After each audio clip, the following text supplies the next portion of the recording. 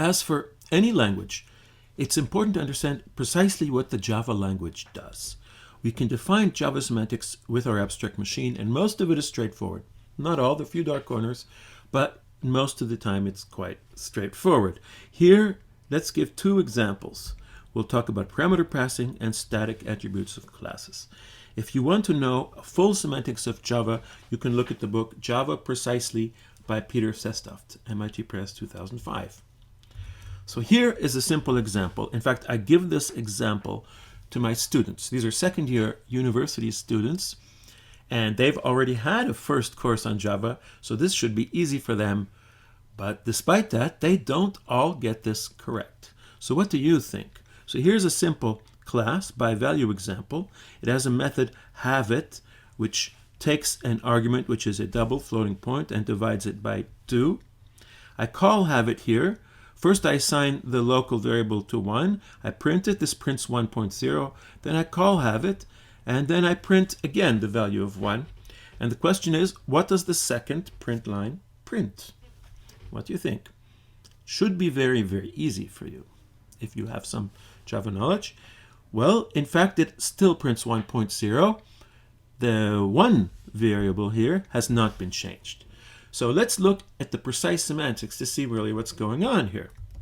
So here is the method haveIt in Java. Here is the same method written in Oz. Notice that since we have a precise semantics of Oz, this second definition, in fact, is the semantics of haveIt in terms of execution.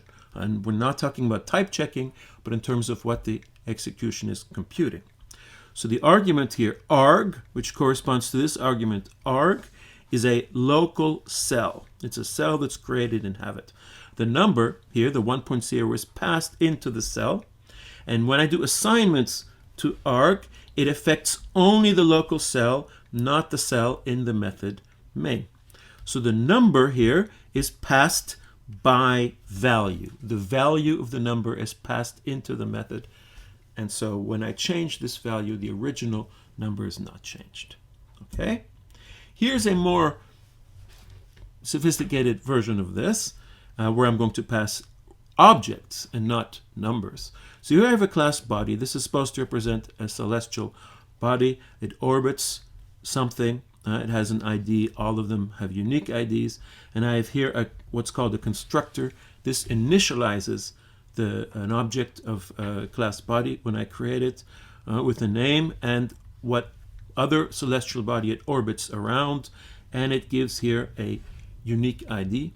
Notice that the next ID is what's called a static attribute. It means that there's not one per object, but one per class, so that we can increment, and each time we have a new object, we have a new ID. Okay, so here's the call. Okay, here's the method main, and I call common name here, this method, and with the object Sirius. So I create an object Sirius with the name Sirius. For now, it orbits around nothing. And I print out before and the name of Sirius. And then I do common name. And inside of common name, I am passing the object. Bref is the local name of this object. I do bref.name gets the value dog star instead of Sirius. And then I assign bref to null. Okay? Now, what happens here? In fact, when I do this bref.name assignment, I am changing the value in the original object.